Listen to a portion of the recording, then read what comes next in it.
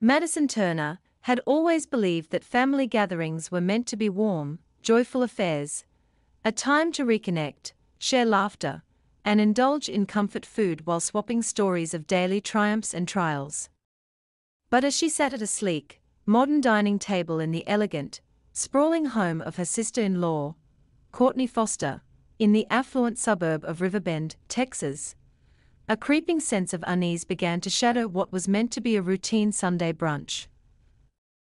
The table was artfully arranged with vintage porcelain cups, gleaming silverware, and an array of freshly baked pastries and artisanal coffees. The morning sun filtered through floor-to-ceiling windows, casting a warm glow on polished hardwood floors. Yet something was off. As Madison accepted a steaming cup of coffee from her husband, Blake Turner, she couldn't shake the feeling that the aroma was peculiar, almost metallic, a scent that stirred a hidden anxiety deep within her. Blake's smile, usually so genuine and reassuring, now seemed rehearsed, his eyes betraying nothing as he remarked, "I made this one just for you, love. It's my new special blend."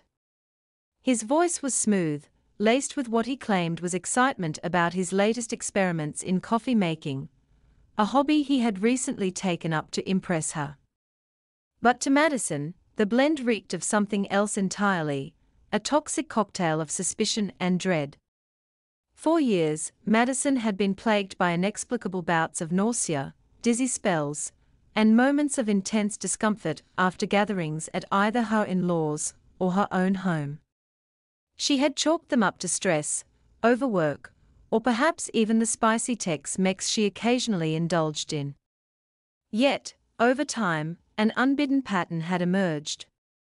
Each incident coincided with moments when Blake was unusually attentive to Courtney's requests, and when their lively family brunches turned into a series of awkward silences and furtive glances. As Madison held the cup near her face, trying to mask her internal alarm with a smile, her mind raced through the troubling memories, the time a month ago when a seemingly innocuous cup of herbal tea had left her gasping in the emergency room, the strange texts she'd secretly intercepted on Blake's phone, and the whispered conversations between him and Courtney that always halted abruptly upon her arrival. There was an undercurrent of something sinister at play, something that went far beyond mere culinary experimentation. Determined to unmask the truth, Madison devised a plan. As the clink of conversation filled the room with the familiar banter of a close-knit family, a mix of friendly ribbing about the latest Dallas Cowboys game and cheerful chatter about upcoming local festivals, she calmly set her eyes on Courtney. In a subtle yet calculated move, Madison orchestrated a covert switch of their coffee cups. With a deliberate clumsiness, she bumped her elbow into the table, sending her cup careening into the other's place setting while she mumbled an apology about being a real klutz. Courtney's polite nod did little to conceal a fleeting flicker of recognition in her eyes. Madison retreated to a quieter nook of the house, her heart pounding in tandem with the steady rhythm of her racing thoughts. Hidden behind the half-open door of a study, she observed the dining area through a narrow crack, her gaze fixed on the unfolding drama. There, in the center of the table, Blake and Courtney exchanged a brief, almost conspiratorial glance, a silent acknowledgement that confirmed Madison's darkest suspicions.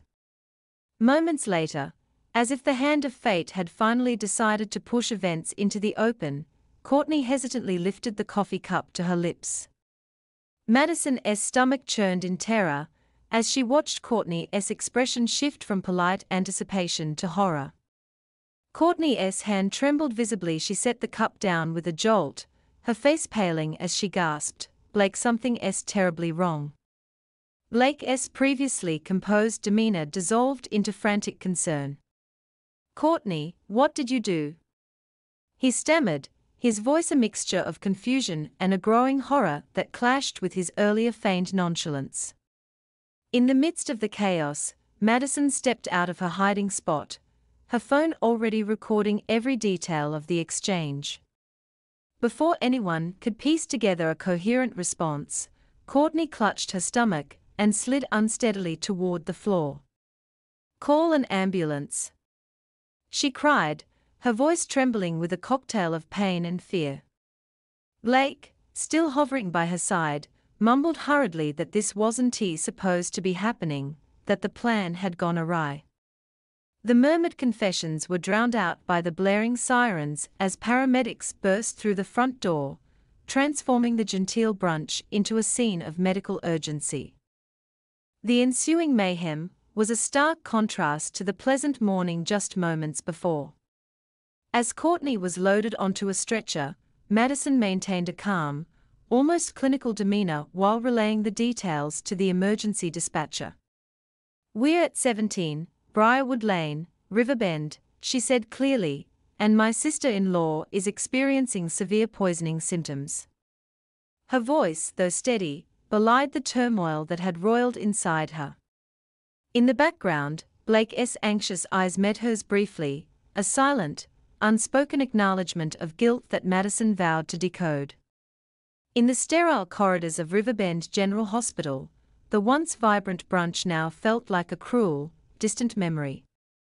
Doctors hurried to treat Courtney, whose body was convulsing under the grip of a mysterious toxin. Meanwhile, Madison found herself summoned to a consultation with Dr. Jordan Myers, a tall, no-nonsense physician with a reputation for unraveling the most baffling cases of poisoning.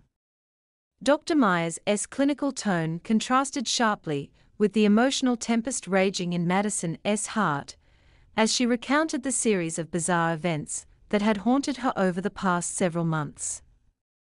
"It's not just a coincidence," Madison insisted, her voice firm as she played the recording of the brunch exchange on her phone. "These aren't random incidents. Someone's deliberately targeting me."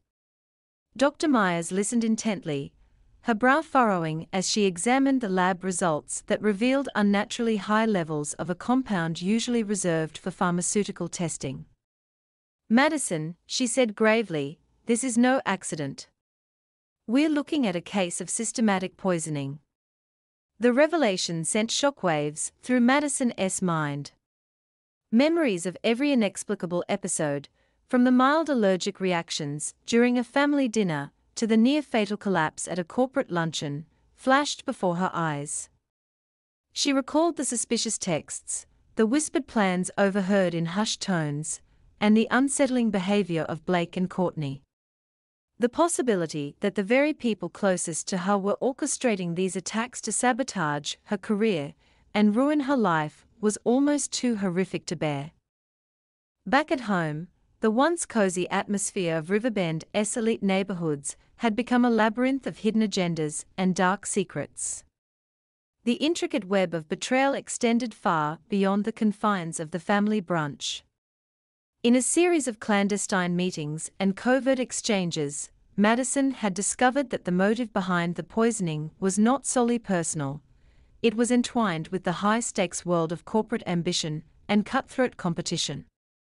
A lucrative account, the Henderson deal, had been the target of an insidious plot designed to remove her from the running. Blake and Courtney, it turned out, had been colluding for months, carefully documenting their attempts to undermine her reputation and ensure that she would falter at a critical moment. As Madison pieced together the evidence, a damning compilation of recorded conversations, incriminating text messages, and meticulously kept logs of her recurring symptoms, a plan began to crystallize in her mind. She decided that the only way to save herself and expose the conspirators was to turn the tables. The trial, when it finally came, would be her stage to reveal the depths of betrayal and cruelty that had been hidden beneath the veneer of familial affection. In the weeks that followed, Madison became a whirlwind of determination and resolve. Late nights were spent poring over documents in her home office, surrounded by scattered notes, coffee-stained pages, and the glow of her laptop screen. Amidst the turmoil, she found solace in unexpected moments. A humorous exchange with a supportive colleague who quipped, "If poison were an Olympic sport, you'd have the gold medal by now." and in the comfort of classic American tunes that filled her car as she drove through the neon-lit streets of Riverbend.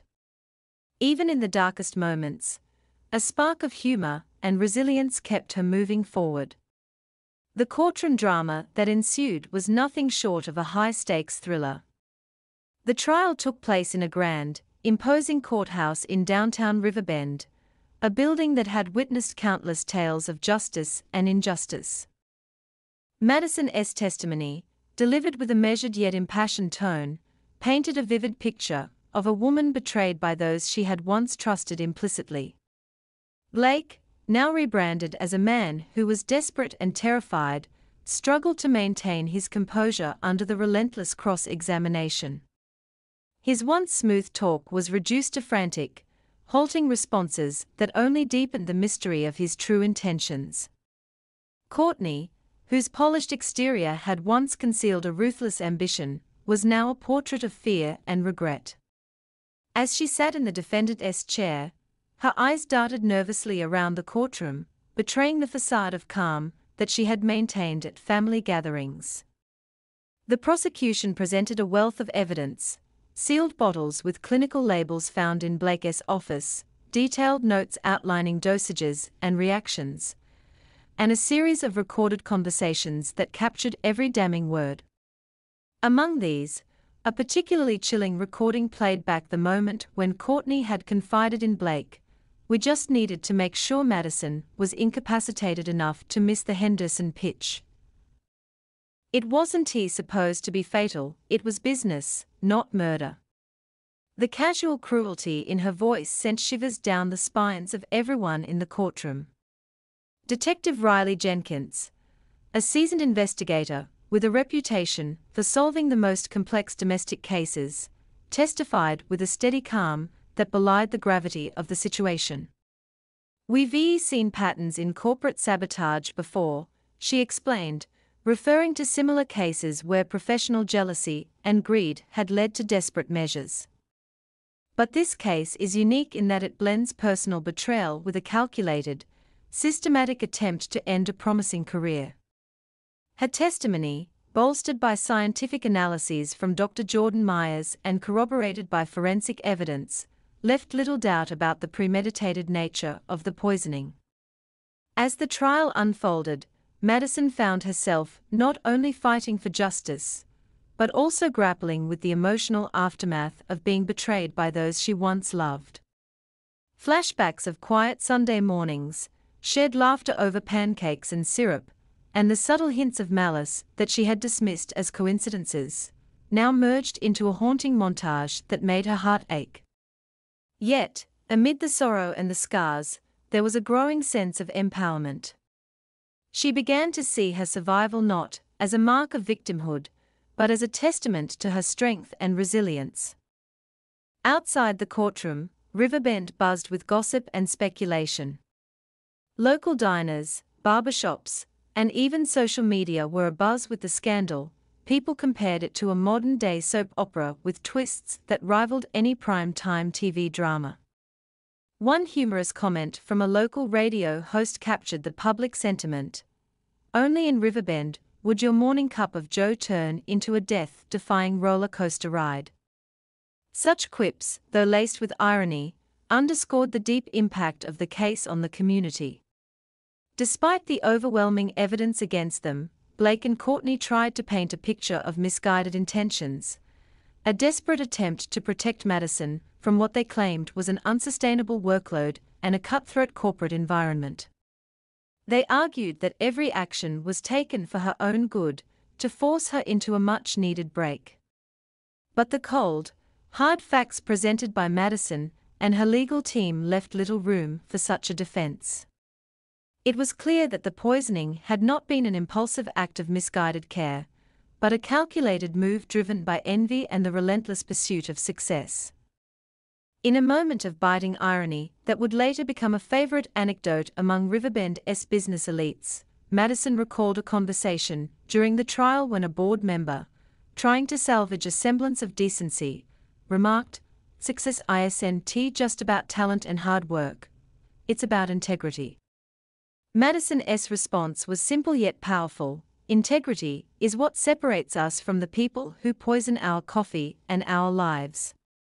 That line, delivered with quiet dignity, resonated deeply with everyone present, encapsulating the spirit of a community determined to root out corruption, no matter how deeply it was entwined with familial ties. The trial stretched on for weeks, a marathon of testimonies, expert analyses, and emotional revelations. Every day, as Madison took the stand, she recounted not only the physical pain inflicted by the toxins, but also the emotional torment of betrayal. The courtroom became a stage where the raw emotions of grief, anger, and ultimately hope were laid bare for all to see. In one particularly poignant moment, as she described the recurring nights of waking up in pain after family dinners that should have been filled with warmth, she paused and added with a touch of wry humor, "I guess I never thought my family would be my own version of Breaking Bad." The remark, though light-hearted in tone, underscored the surreal nature of her ordeal. Then came the verdict, a moment that felt both cathartic and bittersweet. The judge, with a gravitas that filled the silent courtroom, declared Blake and Courtney guilty on multiple counts of attempted murder, conspiracy, and corporate sabotage. The sentence was harsh, reflecting not only the severity of their actions, but also the profound betrayal of trust that had shaken the very foundations of family and business ethics in Riverbend. As the two were led away in handcuffs, their faces a mix of defeat and lingering defiance, Madison felt a surge of relief, a vindication that the truth, no matter how bitter, would ultimately prevail. In the months following the trial, Riverbend slowly began to heal. Madison channeled the pain and betrayal into rebuilding her life and her career. Her journey from victim to victor was marked by sleepless nights spent refining proposals in her home office, long drives along the tree-lined boulevards of Riverbend accompanied by classic rock hits from the 70s, and moments of introspection in quiet corners of local coffee shops where she'd reflect on the resilience that had carried her through the darkest times. Her comeback was as inspiring as it was hard-fought. At a major industry conference held in a renovated historic theater in the heart of Riverbend, Madison delivered a keynote address that would become the stuff of local legend. Standing at a polished podium beneath a dazzling chandelier, she spoke passionately about the true meaning of success. True success, she declared to a captivated audience of entrepreneurs and business leaders, is not merely measured by your balance sheet or the accolades on your wall. It's measured by the integrity with which you live your life, the strength you find in your darkest moments, and your ability to rise above betrayal and adversity. Her words, imbued with personal experience and the hard-won wisdom of survival, resonated with the crowd, leaving many in tears and others inspired to fight their own battles against injustice. In the aftermath of her triumphant speech, Madison became a mentor and role model for countless young professionals in Riverbend. At networking events in bustling downtown cafes and even during casual gatherings at local sports bars, where debates about the latest season of American football intermingled with stories of personal triumph, her tale was recounted with a mix of awe and reverence. One aspiring entrepreneur, laughing as she recalled Madison's dry humor during the trial, said, "Only Madison Turner could turn a poisoning plot into the ultimate lesson on integrity, and make it sound like an episode of The Office meets Law Order." Such comparisons, humorous yet heartfelt, captured the essence of a woman who had transformed unimaginable pain into a beacon of hope. Madison's journey also inspired a renewed conversation about workplace ethics and the sanctity of family bonds in an era when corporate success was often pursued at any cost. Local news outlets and national publications ran stories on her ordeal, and community leaders held town halls to discuss the importance of transparency and mutual respect in both personal and professional relationships. Even the local diner, famous for its oversized burgers and bottomless cups of coffee, dedicated a special menu item in her honor, a Madison special, served with a side of extra crispy fries, and a wink that acknowledged her incredible comeback.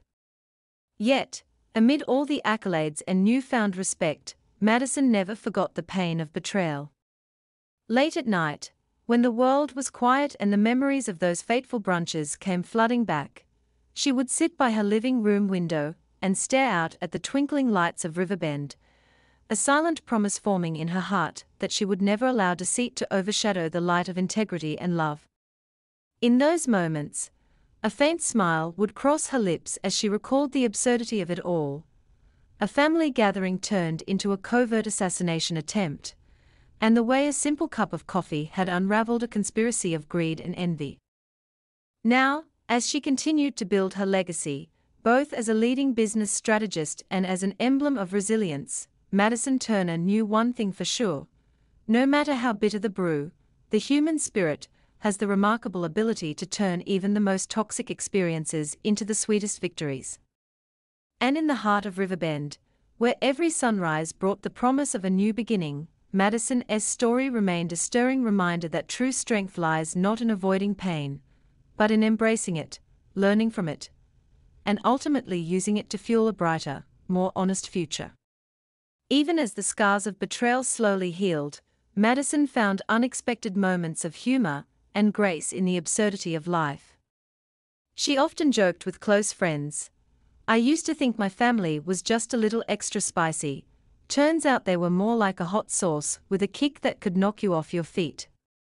Her laughter, warm and infectious, was a testament to her enduring spirit, a spirit that refused to be defined by the darkness of the past. In the grand tapestry of her life, the events at Briarwood Lane had woven a narrative of pain, loss, and ultimately triumph. It was a story that left an indelible mark on every soul who heard it, a tale of how ambition, when fueled by envy, can turn even the most cherished relationships into battlegrounds, and how the courageous pursuit of truth can heal even the deepest wounds. And so, Madison Turner's legacy continued to grow, not just as a successful business leader in Riverbend, but as a living reminder that integrity, resilience, and a dash of American wit can transform the most bitter brew into a recipe for hope and renewal. Her story, steeped in the flavors of pain, betrayal, humor, and ultimate victory, would live on in the hearts of those who dared to dream, and who understood that sometimes, the strongest light emerges from the darkest of nights.